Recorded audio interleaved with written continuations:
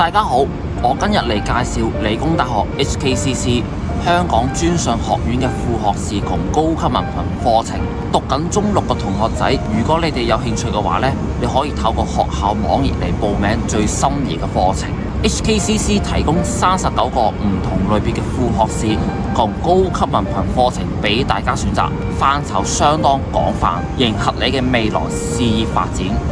其中副學士有33個課程，涵蓋7個範疇，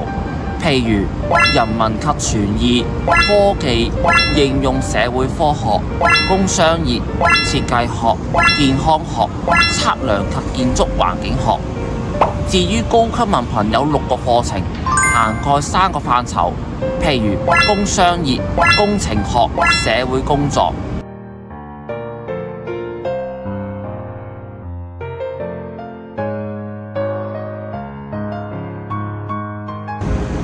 HKCC 嘅兩類課程嘅資歷架構第4級別，屬於2年全日制課程。所有同學讀完相關課程會由理工大學頒授，大部分超過90%學生升讀 degree， 甚至有人讀完副學士或者高級文憑課程之後直接就業。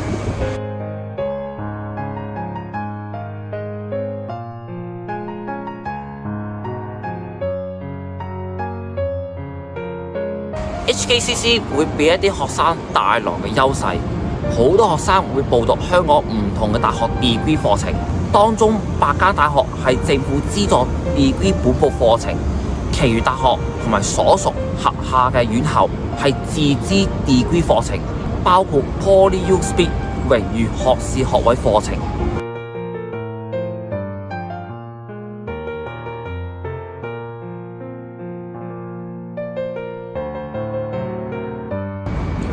HKCC 副學士同高級文憑課程大部分科目以英文授課為主，上堂嘅時候會老師以廣東話嘅形式輔以教學，但係基於部分科目嘅性質同埋目標，某啲科目以中文授課。有關課程嘅教學地點，大部分課堂喺理大西九龍校園上堂，部分課堂以網上形式授課，而少數課堂喺紅磡灣或者理工大學本部上堂。留意返，唔少課堂會喺夜晚上堂，甚至喺實體同埋網上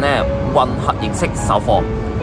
同時候，所有讀緊副學士同高級文憑課程學生必須要參與 WIE， 即係後期協助教育。WIE 係鍛鍊學生以工作為本嘅共通能力，以促進日後事業發展。WIE 為學生提供校外學習嘅機會，俾佢哋為唔同行業及社區出一分力。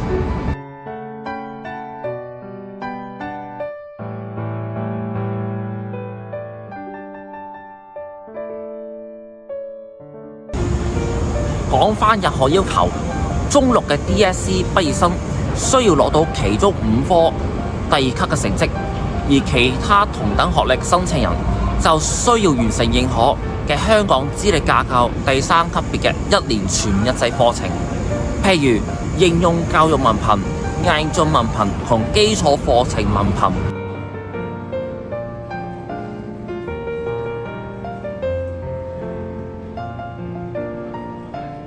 學費方面，副學士或高級文憑嘅課程總學費大概喺港幣19萬至23萬之間，視乎科目而定。如果你哋成功取錄課程嘅話要準時繳交5000蚊註冊費。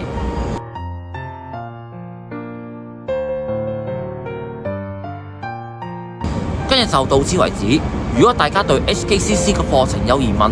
歡迎喺下面 comment。最後，我祝大家新年快樂同情人節快樂，下次再見。